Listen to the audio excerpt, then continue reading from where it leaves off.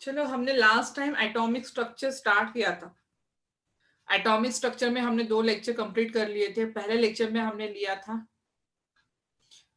Discovery of सब atomic particle, proton, electron and neutron की हमने डिस्कवरी देख ली है। उसका जो एक्सपेरिमेंट था डिस्चार्ज ट्यूब एक्सपेरिमेंट, वो भी हमने कर लिया है। उसके बाद हमने देखा था एटॉमिक नंबर क्या होता है, एटॉमिक मास नंबर क्या होता है। Atomic number, atomic mass number मतलब number of proton, electron, neutron कैसे कैलकुलेट करेंगे, तो उसमें हमने बहुत सारे इंपॉर्टेंट क्वेश्चन किए हैं। तो आज हम बात करेंगे, चलो आगे सब। अभी भी आज सब आराम से आ रहे हैं ना, 8 मिनट ज्यादा हो गए, सब आराम से आ रहे हैं। तो आज हम स्टार्ट करने जा रहे हैं what is mean by isotopes. Important है। जब हमने डाल्टन की थ्योरी पढ़ी थी तो हमने कहा था कि atom of the same element are similar but different from the atom of other element. But उसका ये जो था वो फेल हो गया था क्योंकि because of existence of isotopes. तो आइसोटोप्स होता क्या है, और बहुत आगे तक आइसोटोप्स आप पढ़ोगे। आइसोटोप्स का अलग अलग इंपॉर्टेंस है, मेडिकल इंपॉर्टेंस है। जैसे आइसोटोप्स ऑफ आयोडीन होता है, वो गॉइटर जो होता है, यहाँ पे आपने देखा होगा गले में बड़ा सा स्वेलिंग आता है, गॉइटर। तो आइसोटोप्स ऑफ आयोडीन यूज होता है। कोबाल्ट का आइसोटोप्स कैंसर ट्रीटमेंट के लिए यूज होता है। तो बहुत सारे आइसोटोप्स है जिसके यूजेस भी है।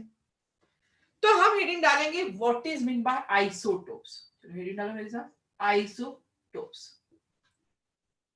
What is mean by isotopes, होता क्या। आइसोटोप्स होता है कि सेम एलिमेंट, एलिमेंट कैसे होने चाहिए, same element having same atomic number, having same atomic, यहां पे दिखाई दे रहा है, हाँ दिखाई दे रहा है, having same atomic number but different mass number,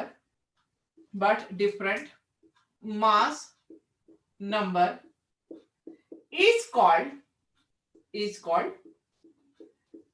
isotopes.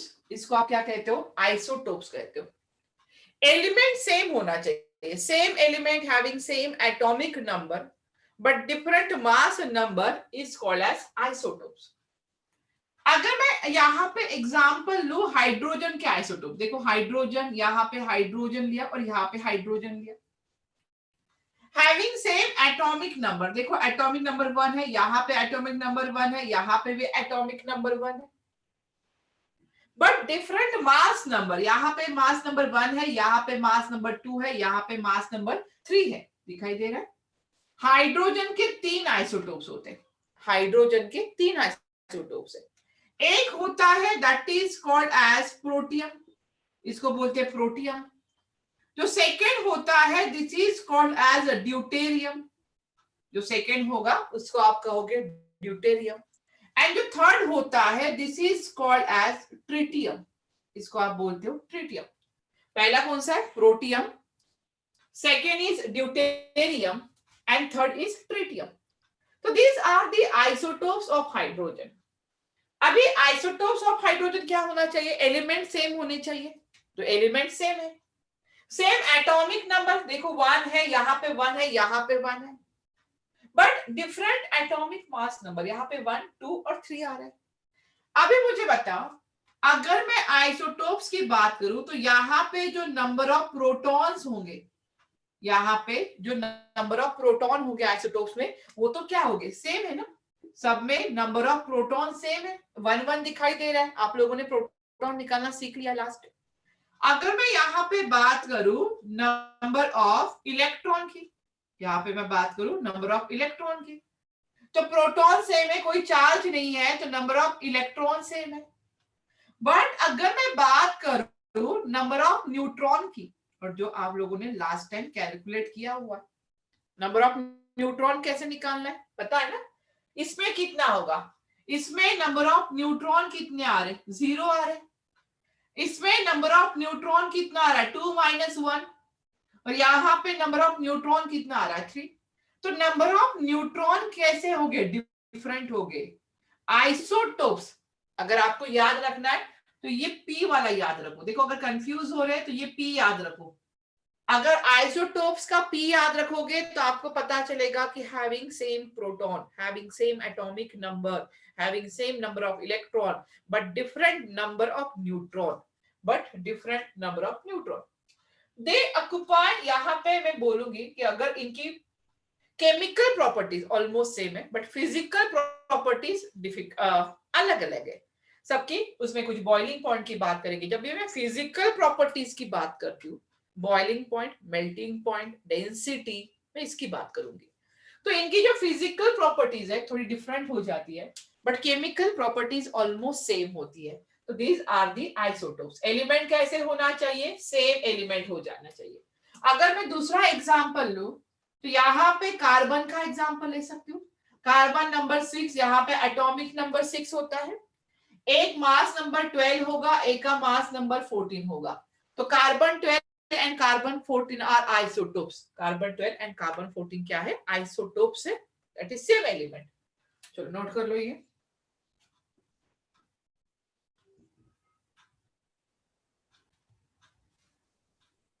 चलो डन।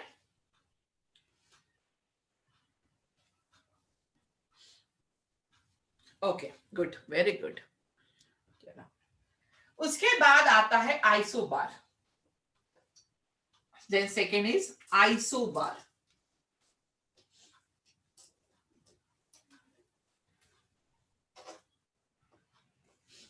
सेकेंड होता है आइसोबार। आइसोबार में होता है कि डिफरेंट एलिमेंट, एलिमेंट कैसे होने चाहिए, different element having different atomic number. Different element है तो एटॉमिक नंबर डिफरेंट रहेगा, different atomic number but same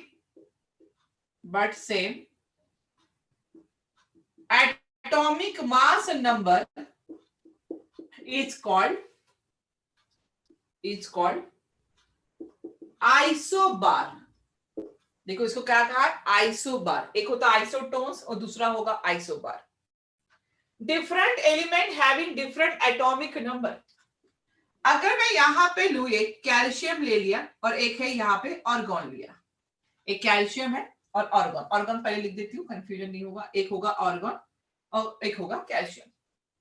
अगर मैं यहाँ पे ऑर्गन का नंबर 18 लिख रही हूँ, होता है ना, नंबर कितना होता है, एटॉमिक नंबर 18 है। और यहाँ पे कैल्शियम का एटॉमिक नंबर 20 है। तो डिफरेंट एलिमेंट, दो डिफरेंट एलिमेंट है, एक ऑर्गन है, कैल्शियम है, हैविंग डिफरेंट एटॉमिक नंबर। एक का 18 है, एक का 20 है, but same atomic mass number. इसका मास नंबर 40 होता है, इसका भी मास नंबर कितना होता है, 40। इसका भी मास नंबर 40, ये भी मास नंबर 40।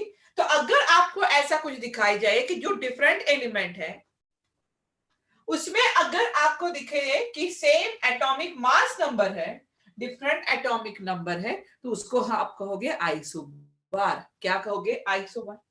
अभी मैं इसमें नंबर ऑफ प्रोटॉन की बात करूं, अगर मैं आइसोबार में नंबर ऑफ प्रोटॉन की बात करूं तो आपको पता है क्या है बेटा, डिफरेंट रहेगा, सही है ना, डिफरेंट रहेगा।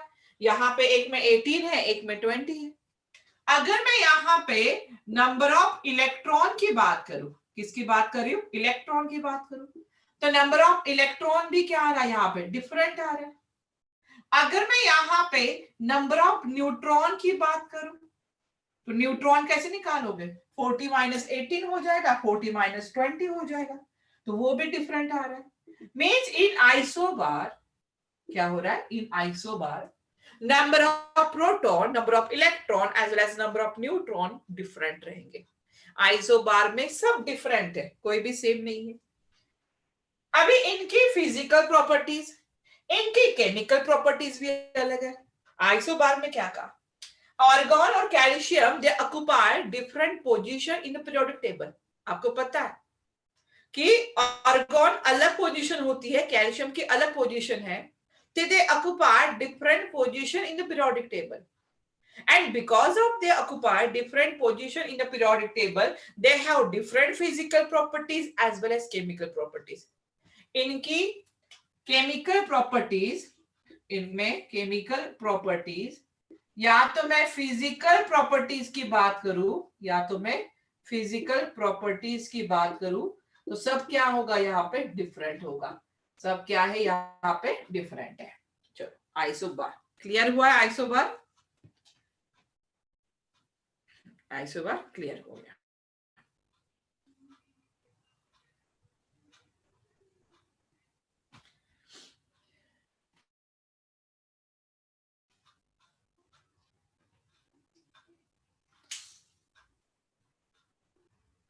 देन नेक्स्ट ले लो थर्ड.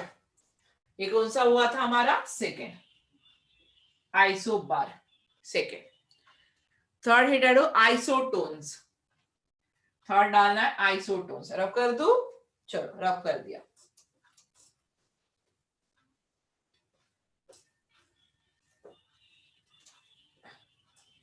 थर्ड ही डालना है आइसोटोन्स. आइसोटोन्स.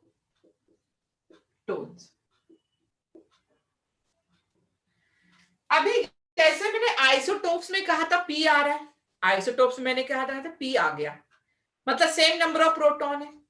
वैसे ही मैं आइसोटोन्स में कहती हूँ कि जहां पे n दिखाई दे, जहां पे n दिखाई दे रहा है मतलब सेम नंबर ऑफ न्यूट्रॉन रहेंगे. एलिमेंट डिफरेंट रहेंगे. एलिमेंट कैसे? डिफरेंट. डिफरेंट एलिमेंट have या having same number of neutron. Same number of neutron is called as isotones. क्या रहेंगे? Different element having same number of neutron. अगर same number of neutron है तो उसको आप आइसोटोन्स कहते हो. देखो एक है फॉस्फोरस और दूसरा मैं ले रही हूं सल्फर. एक पी मतलब फॉस्फोरस, एस मतलब सल्फर. फॉस्फोरस का एटॉमिक नंबर होता है 15, मास नंबर होता है 31. सल्फर का नंबर होता है एटॉमिक नंबर 16 और मास नंबर कितना होगा? 32. तो यहां पे मैंने एग्जांपल लिया हुआ है फॉस्फोरस एंड सल्फर का. आप इसमें देखो नंबर ऑफ प्रोटॉन कितने? 15 है. इसमें नंबर ऑफ प्रोटॉन कितना है? 16 है. नंबर ऑफ इलेक्ट्रॉन 15 है, नंबर ऑफ इलेक्ट्रॉन कितना है? 16 है. मतलब यहां पे आप देख रहे हो कि नंबर ऑफ इलेक्ट्रॉन हो या नंबर ऑफ प्रोटॉन हो, दोनों ही क्या है? डिफरेंट है. दोनों ही क्या है? डिफरेंट है. बट अगर मैं यहां पे बात करूं नंबर ऑफ न्यूट्रॉन की, यहां पे देखो कितना आ रहा है? 16 न्यूट्रॉन आ रहा है. यहां पे भी कितना आ रहा है? 16 न्यूट्रॉन आ रहा है. तो से different element having same number of neutron, अगर न्यूट्रॉन सेम आ रहे हैं तो this is called as isotones. उसको आप क्या कहोगे? आइसोटोन्स कहोगे. क्लियर है? कोई भी एग्जांपल ले लो जिसमें नंबर ऑफ न्यूट्रॉन सेम आएंगे. कोई भी एग्जांपल है जिसमें नंबर ऑफ न्यूट्रॉन सेम होंगे, उसको आप बोलोगे आइसोटोन्स. याद रखना आइसोटोन्स मतलब क्या हो रहा है? Same number of neutron. चलो नोट करो.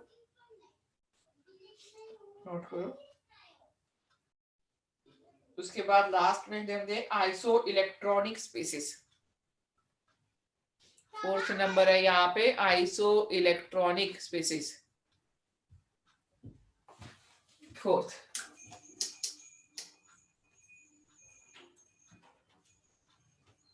चलो रब कर दूं. हो गया?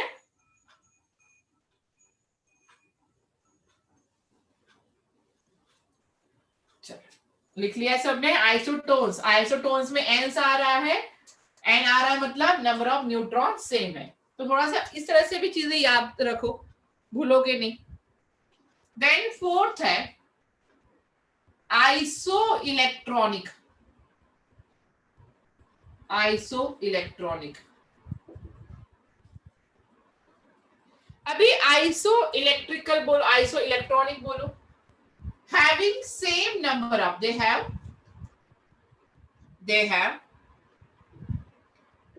same number of, they have same number of electron. अगर they have same number of electrons है, उसको हम आइसो इलेक्ट्रॉनिक कहते हैं. कैसे कहेंगे? अगर मैंने Na+ ले लिया, आपको सबको इलेक्ट्रॉन निकालना आता है. लास्ट टाइम बताया था इलेक्ट्रॉन कैसे निकालना है. बोलो सोडियम में कितने इलेक्ट्रॉन्स होते हैं? जल्दी से आंसर करो. सोडियम में कितने इलेक्ट्रॉन प्रेजेंट है? इलेक्ट्रॉन. हाँ, लास्ट टाइम बताया था मैंने कैसे निकालना है. अमृत, अरे अरे अरे, अभिषेक सही है, बाकी सबका गलत हो रहा है. Na+ है, प्लस है. Vaishnavi very good. ये तुम लोग एवरीवन पे आंसर डाल देते हो. गुड रिया. हाँ, अभिषेक सही है.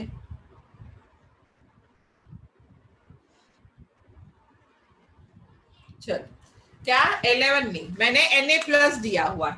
होते तो 11 है, वह एक प्लस का चार्ज आ गया. तो यहाँ पे कितने इलेक्ट्रॉन हो गए? 10 इलेक्ट्रॉन. यहाँ पे कितने इलेक्ट्रॉन? 10 इलेक्ट्रॉन. अगर मैं Mg2+ की बात करूं, अगर मैं Mg2+ की बात करूं, तो Mg2+ में भी कितने इलेक्ट्रॉन हो गए? 10 इलेक्ट्रॉन्स होंगे. सही है. अगर मैं Al3+ की बात करूं, एल्यूमिनियम का नंबर होता है 13 इलेक्ट्रॉन्स होते हैं, उसमें से 3 चले जाएंगे, तो यहाँ भी 10 इलेक्ट्रॉन्स बचेंगे. अगर मैं यहाँ पे लिख रही हूँ N3-, नाइट्रोजन है, एटॉमिक नंबर 7 होता है, -3 का चार्ज है, मतलब 3 इलेक्ट्रॉन ऐड हो रहे हैं, तो यहाँ पे भी 10 इलेक्ट्रॉन्स होगा. अगर मैं यहाँ पे ले रही हूँ O2-, ऑक्सीजन 8 है, 2 इलेक्ट्रॉन ऐड हो रहे हैं, तो यहाँ पे भी 10 इलेक्ट्रॉन. उसके बाद मैं ले रही हूँ F-1, 9 + 1 10, और उसके बाद मैं नियॉन ले रही हूँ. नियॉन का तो नंबर 10 है. आप देख रहे हो, मैंने Na+ से नियॉन लिखा हुआ है, तो सब में 10 इलेक्ट्रॉन्स है, सब में 10 इलेक्ट्रॉन्स है.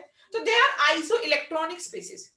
ये एक दूसरे से क्या है? आइसो इलेक्ट्रॉनिक, मतलब जिनके पास सेम नंबर ऑफ इलेक्ट्रॉन्स होते हैं, उनको हम बोलते हैं आइसो इलेक्ट्रॉनिक. तो Na+, Mg2+, Al3+, और भी जितने भी है, वो सब क्या रहेंगे? एक दूसरे के साथ आइसो इलेक्ट्रॉनिक है. एक दूसरे के साथ कैसे बेटा? ये सब आइसो इलेक्ट्रॉनिक है. क्लियर हुआ आइसो इलेक्ट्रॉनिक क्या होता है? किसी को डाउट है?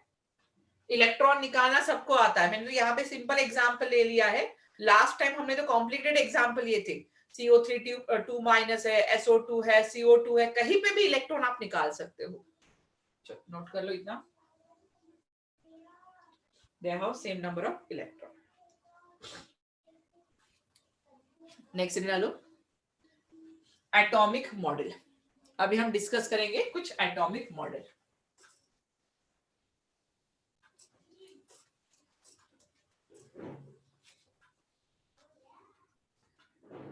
चलो नेक्स्ट हेडिंग, एटॉमिक मॉडल. अभी तो हमने इलेक्ट्रॉन, प्रोटॉन और न्यूट्रॉन की डिस्कवरी देख ली थी. तो after the discovery of electron, proton and neutron, scientist think about arrangement of this particle. हमने क्या किया? इलेक्ट्रॉन को डिस्कवर कर दिया, प्रोटॉन को डिस्कवर कर दिया, न्यूट्रॉन को डिस्कवर कर दिया, अच्छी बात हो गई. But after the discovery of this subatomic particle, scientists think about the arrangement of this particle. कि ये पार्टिकल एक एटम में किस तरह से अरेंज होंगे, ये साइंटिस्ट ने सोचना शुरू कर दिया. एंड अलग अलग एक मॉडल निकलते गए. And model dealing with this arrangement of fundamental particle inside the atom are known as atomic model. उसको आप जो एक अरेंजमेंट है inside the particle, inside the atom of subatomic particle, उसको कहते हैं एटॉमिक मॉडल. उसको कहेंगे एटॉमिक मॉडल. तो राइट डाउन एटॉमिक मॉडल. चलो मैं डिटेक्ट करती हूँ, मैं लिखूंगी नहीं, आप लिखोगे. Write down, after the discovery of, लिखो जो मैंने अभी बोला वही मैं बोल रही हूँ. After the discovery of electron, proton and neutron, after the discovery of electron, proton and neutron, scientists scientists think about arrangement of scientists think about arrangement of this subatomic particle arrangement of this subatomic particle inside the atom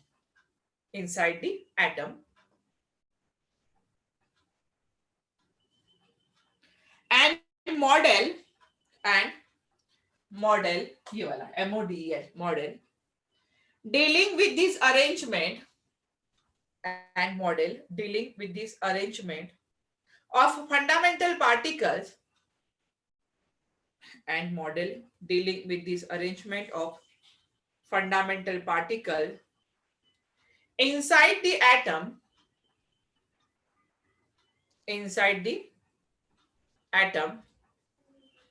are known as inside the atom are known as atomic model are known as atomic model are known as atomic model पहला है इसमें जे first model डालो J Thomson आप लोगों ने शायद नाम सुना होगा जे थॉमसन मॉडल जो पहला आया था वो आया था जे थॉमसन का यहीं से शुरुआत हुई थी तो according to J Thomson atom is positively charge uniform sphere उसने कहा कि एक एटम है ठीक है और उसने कहा कि जो पॉजिटिव चार्ज है यूनिफॉर्म स्फीयर्स रहेगा मतलब यहाँ पे पॉजिटिवली चार्ज है यहाँ पे भी पॉजिटिव चार्ज रहेगा यहाँ पे भी पॉजिटिव चार्ज है ठीक है पॉजिटिवली चार्ज यहाँ पे दिखेगा आपको और यहाँ पे बीच में भी मैं डाल देती हूँ पॉजिटिवली चार्ज और उसने कहा यहाँ पे क्या कहा positively charge uniform sphere in which electron are embedded इनके बीच में क्या है इनके बीच में इलेक्ट्रॉन्स एम्बेडेड है इनके बीच में क्या रहेगा इलेक्ट्रॉन्स इस तरह से एम्बेडेड है टू मेंटेन इलेक्ट्रिकल न्यूट्रलिटी किसके लिए इलेक्ट्रॉन मेंटेन है यहाँ पे इस तरह का स्ट्रक्चर बनेगा तो according to Thomson atom is positively charge uniform sphere according to लिख दो मैं लिख देती according to Thomson atom is positively charged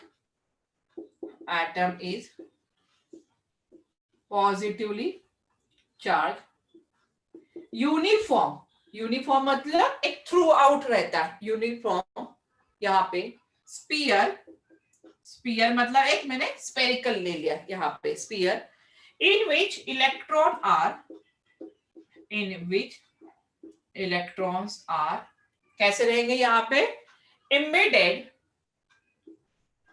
in between to maintain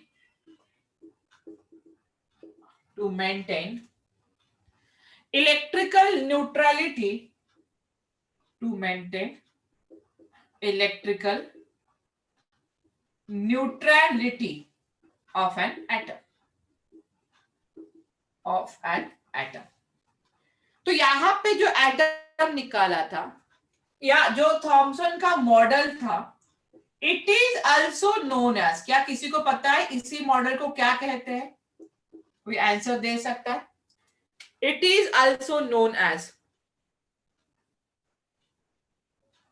क्या रहेगा इस नाम होगा आप लोगों ने कहीं ना कहीं पढ़ा है आप लोगों ने वाटरमेलन देखा आप लोगों ने वाटरमेलन देखा होगा वाटरमेलन में एक पूरी लेयर रेड होती है पूरा रेड होता है मतलब रेड क्या हुआ आपका पॉजिटिवली चार्ज हुआ और उसमें क्या होता है बीच बीच में जो काले करे के बीच रहते हैं वो क्या हुआ इलेक्ट्रॉन्स है तो इसी को वाटरमेलन भी कहा जाता है इसी को वाटरमेलन मॉडल भी कहा जाता है या उसी को it is also known as plum flooding model plum flooding model कैसे दिखेगा ये वाटरमेलन की तरफ दिखेगा या जो प्लम होता है यहाँ पे उसमें जो फ्लड्स रहेंगे उस तरह दिखेगा, प्लम फ्लडिंग मॉडल।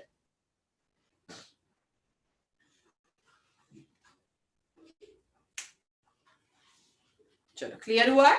तो इसने कहा था एटम कैसा रहेगा, इलेक्ट्रिकली न्यूट्रल है, ये इसने बताया था। और इस तरह का एक छोटा सा शुरुआत की थी। इसका एक्सपेरिमेंट बहुत ऐसा महान एक्सपेरिमेंट नहीं था, बट सही मायने में यहां से शुरुआत हुई थी, सही मायने में यहां से शुरुआत हुई थी। चलो हो गया, निकाल लो, लिख लो जल्दी से। यही से शुरुआत हुई थी और यही से एक मॉडल जो अलग अलग आए।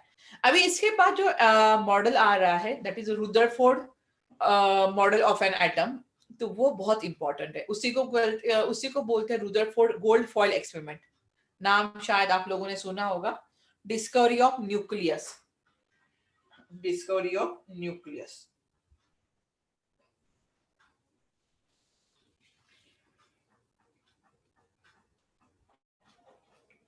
चलो बाकी लोगों का हो गया है, आगे बढ़े।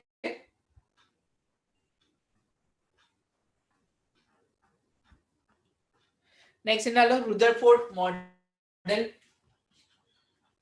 रफ वैल्यू में।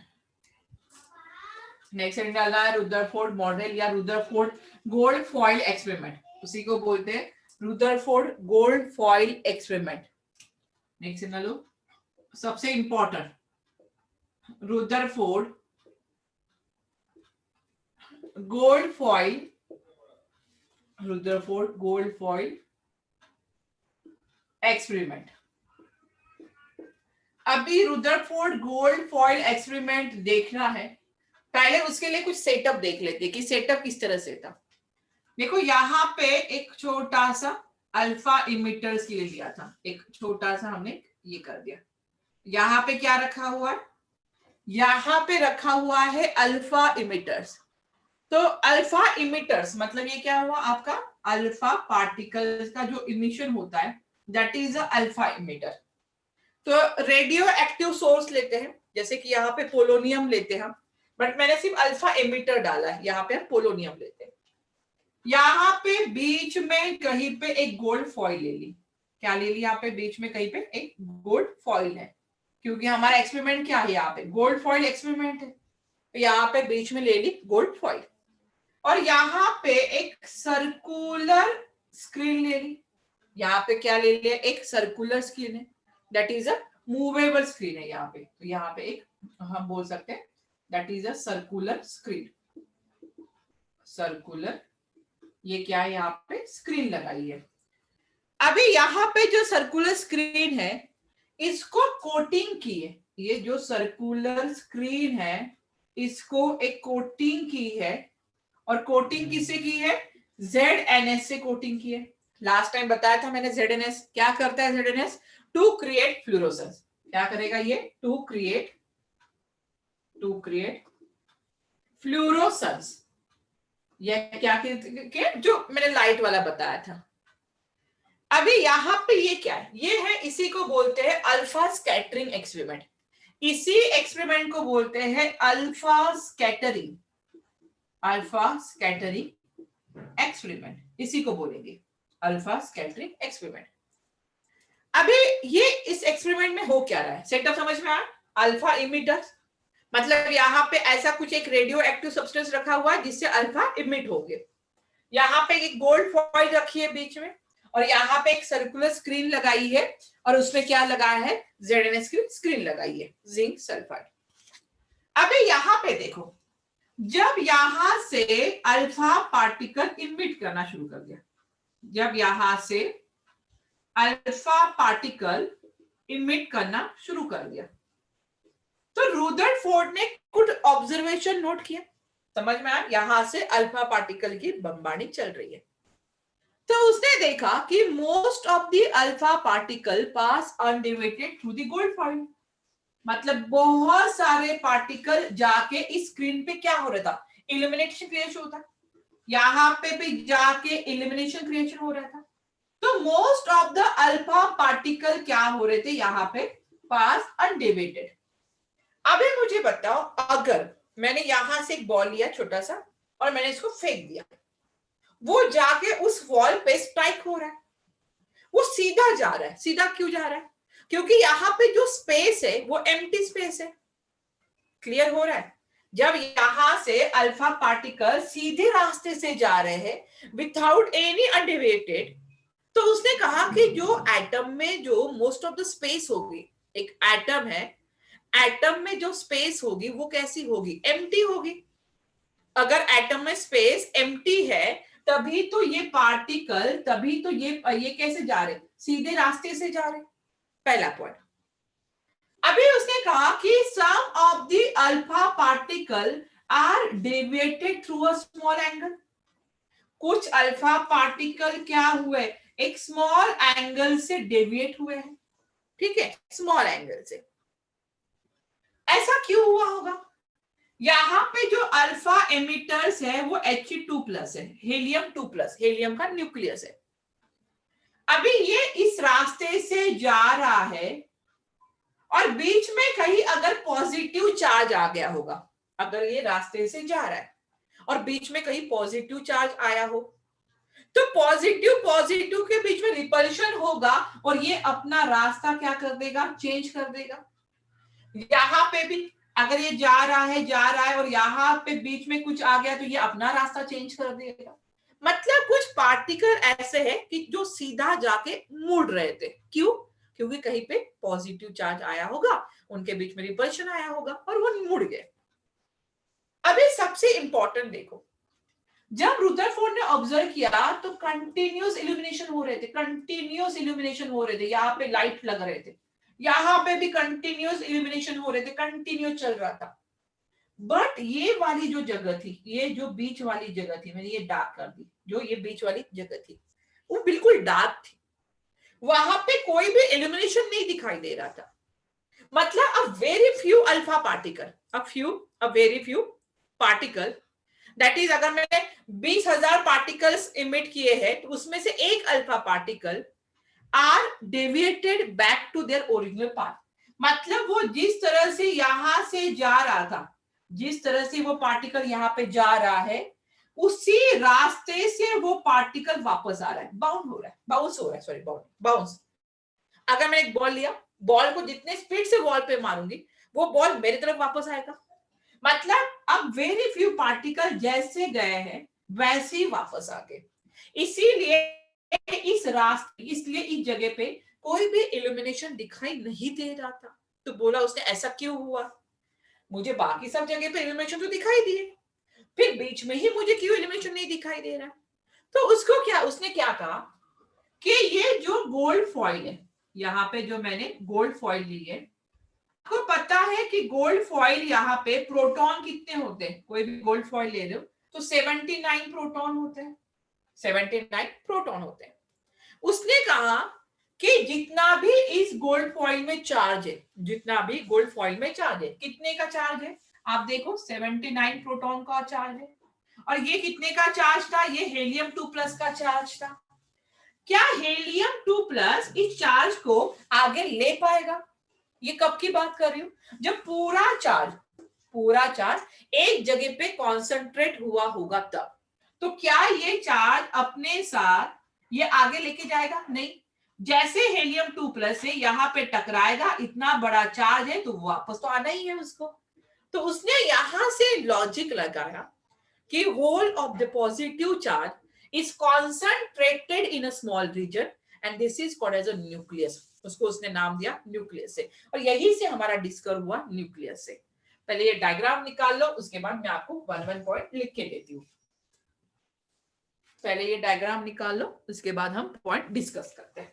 जो पॉइंट मैंने अभी बताया, 3 ऑब्जर्वेशन और 3 कंक्लूजन, वही मैं लिख के दूंगी यहाँ पे।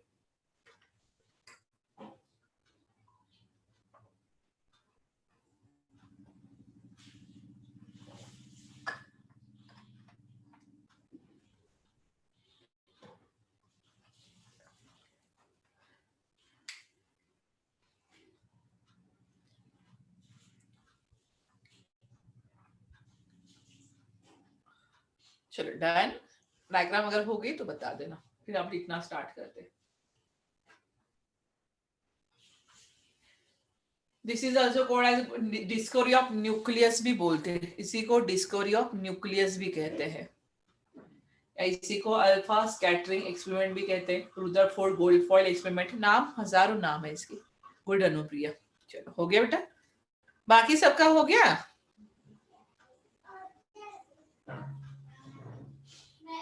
चलो अभिषेक हो गया है, ओके वैष्णवी गुड। चलो लिखना स्टार्ट करें, किसी का रह नहीं गया, रफ कर रही हूं अभी क्योंकि लिखने के लिए मुझे जगह चाहिए। अभी मैंने क्या क्या कहा सब समझ में आ गया, तो अभी मैं सिर्फ लिखूंगी तो आपको और चीजें क्लियर होगी कि कैसे लिखा मैंने, क्या किया हुआ है।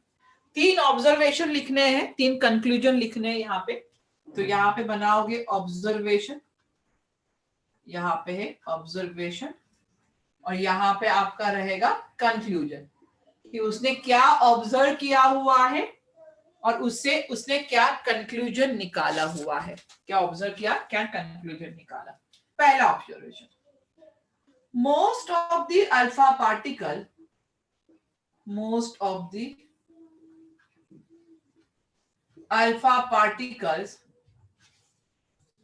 pass undeviated through the gold foil,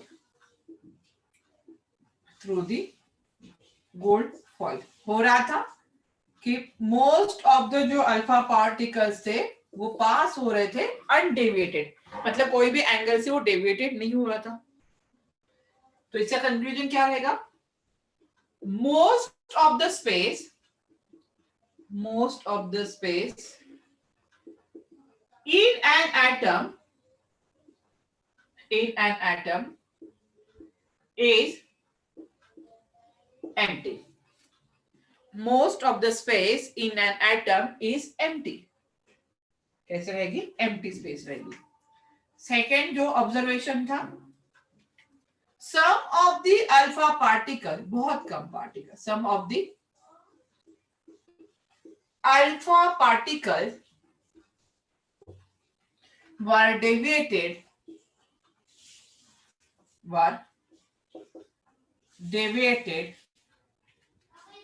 through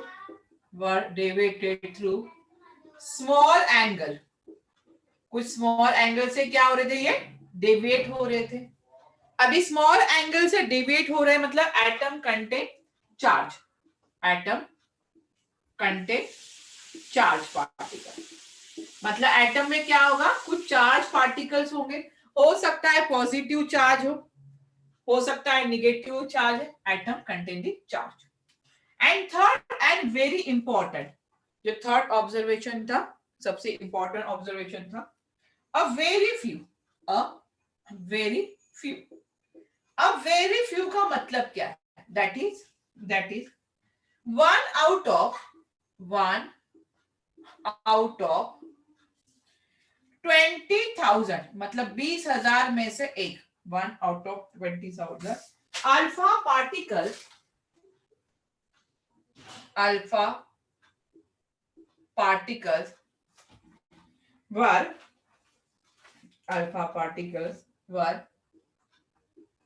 deviated back to their original path,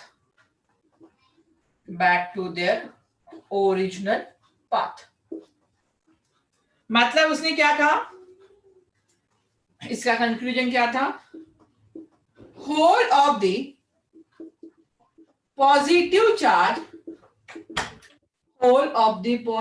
charge is concentrated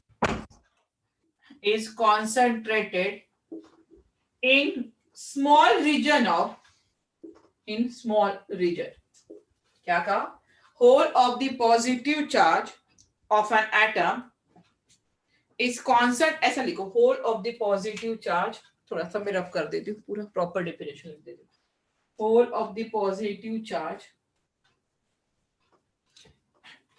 in an atom is concentrated, whole of the positive charge in an atom is concentrated in a small volume, in a small volume, और उसी को उसने क्या नाम दिया, called nucleus. उसी को उसने क्या नाम दिया था, कॉल्ड न्यूक्लियस। और इस तरह से सबसे अच्छा एक्सपेरिमेंट जो था, इस तरह से किसकी डिस्कवरी हुई है यहाँ पे, इस तरह से डिस्कवरी हुई है न्यूक्लियस की, इस तरह से डिस्कवरी हुई न्यूक्लियस की।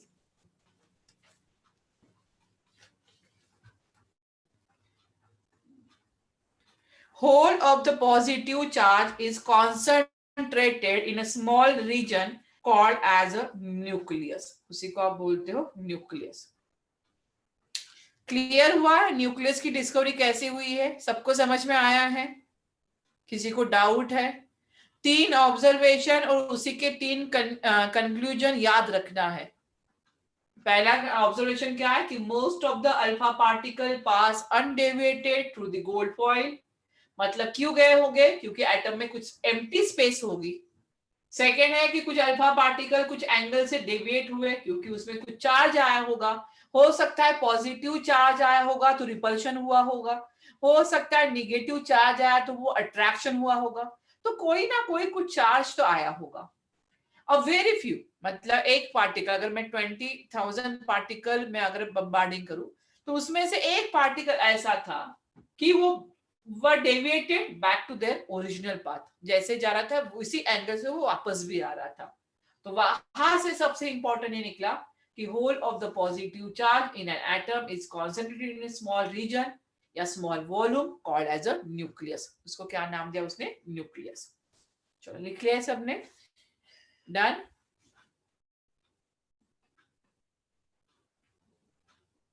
गुड। अभी रुदरफोर्ड जो एटॉमिक मॉडल था, रुदरफोर्ड एटॉमिक मॉडल था, उसने क्या क्या बताया, चलो उसके बारे में डिस्कस करते हैं। ये तो उसका ऑब्जर्वेशन और कंक्लूजन था।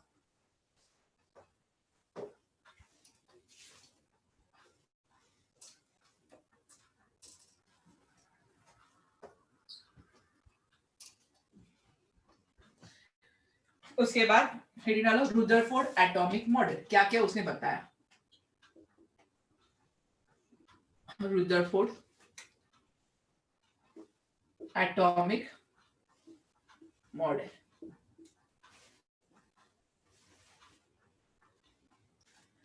अभी रुदरफोर्ड एटॉमिक मॉडल ने क्या क्या बताया था। पहला, अकॉर्डिंग टू रुदरफोर्ड, जो रुदरफोर्ड ने ऑब्जर्वेशन किया, जो कंक्लूजन देखे यहाँ पे, तो according to Rutherford atom contain electron and proton. Atom contain electron and proton. उसने कहा कि जो एटम है, एटम में क्या क्या प्रेजेंट है, इलेक्ट्रॉन एंड प्रोटॉन है।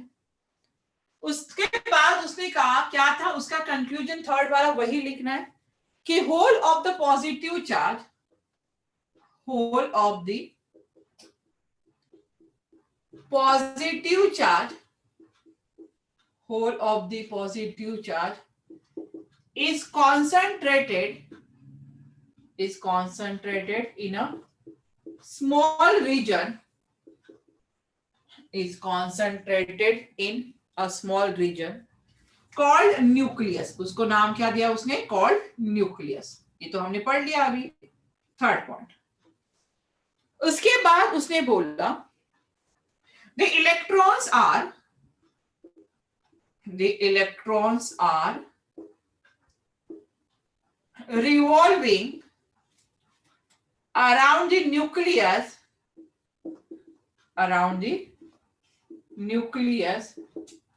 in a circular path। उसने क्या कहा, the electrons are revolving around the nucleus with very nucleus in a circular path। And fourth जो उसका एटॉमिक मॉडल का जो fourth, size of the nucleus is very small, the size of the nucleus is very small, बहुत ही छोटी है। यहाँ पे जो साइज है न्यूक्लियस का, very small, as compare to the compared to the size of atom, as compared to the size of atom. मतलब nucleus की साइज बहुत छोटी है as compare to the size of atom. अगर मैं आपको याद रखना है तो मैं रेडियस की इसमें लिख देती हूँ. जो रेडियस ऑफ न्यूक्लियस होती है, अगर मैं रेडियस की बात करूं तो जो रेडियस ऑफ न्यूक्लियस है 10 raise to the power -15 metre है. कितना है radius? 10 raise to the power -15 metre. अगर मैं इसमें रेडियस ऑफ एटम की बात करूं, यहाँ पे किसकी बात करूं? रेडियस ऑफ एटम की बात करूं तो रेडियस ऑफ एटम होता है 10 raise to the power -10 metre. देख सकते हो आप यहाँ पे कि साइज ऑफ एटम बहुत बड़ा है as compare to size of nucleus. चलो नोट कर दो. अभी देखो रुदरफोर्ड ने जो भी एक्सपेरिमेंट कहा, ब्रिलियंट एक्सपेरिमेंट था. न्यूक्लियस की डिस्कवरी भी हो गई, सब कुछ सही चल रहा था. बट ये वाला पॉइंट उसने बोल दिया था. ये वाला पॉइंट उसने क्या कहा था? The electron are revolving around the nucleus in a circular path.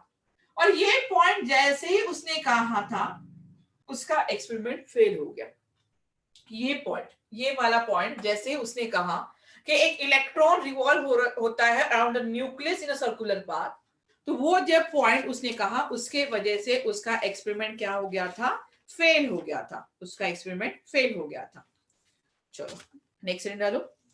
Limitation of Rutherford model या drawbacks of Rutherford model. Rough कर दो जल्दी से. डन. गुड. चलो रफ कर दिया मैंने. अभी इतना सब कुछ अच्छा था तो ऐसा क्या लिमिटेशन आ गया? अगर इतना सब कुछ अच्छा था तो ऐसा क्या लिमिटेशन आ गया?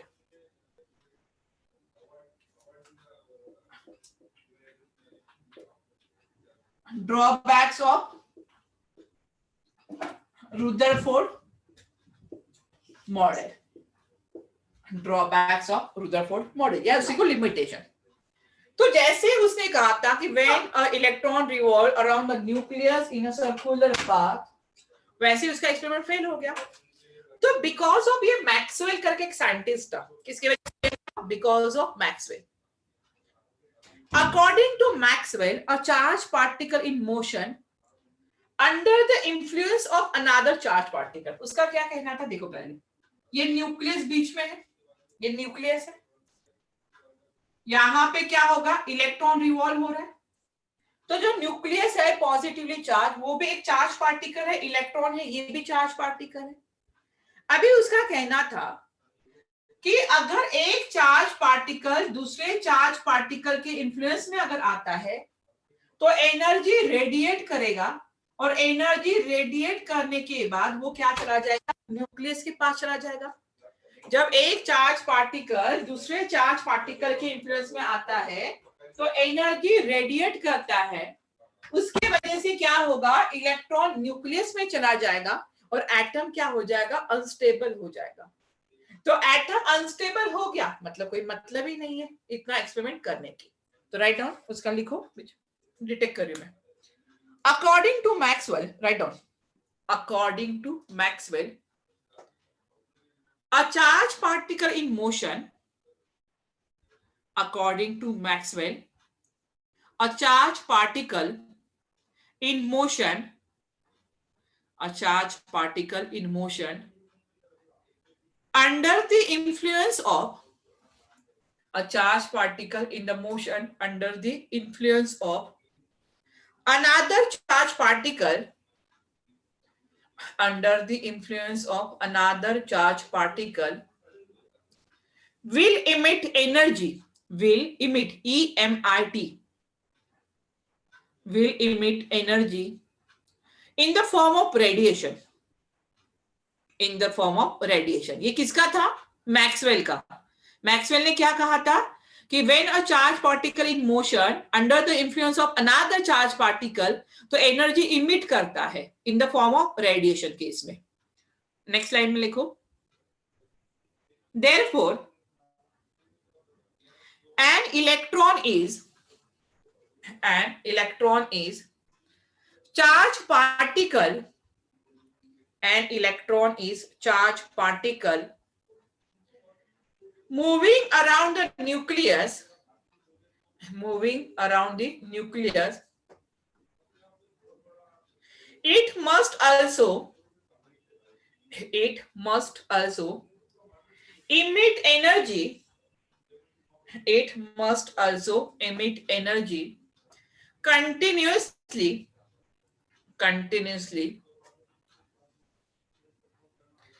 And if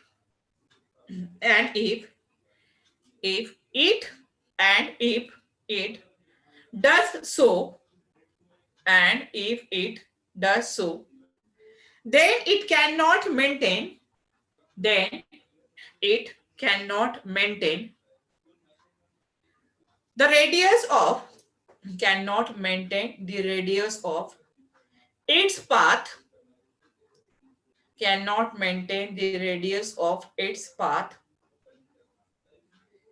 and it will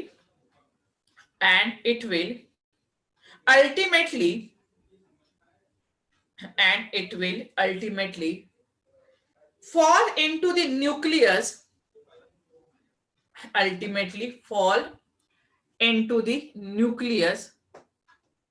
following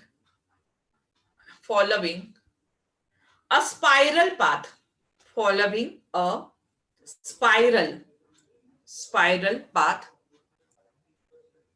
and thereby making the atom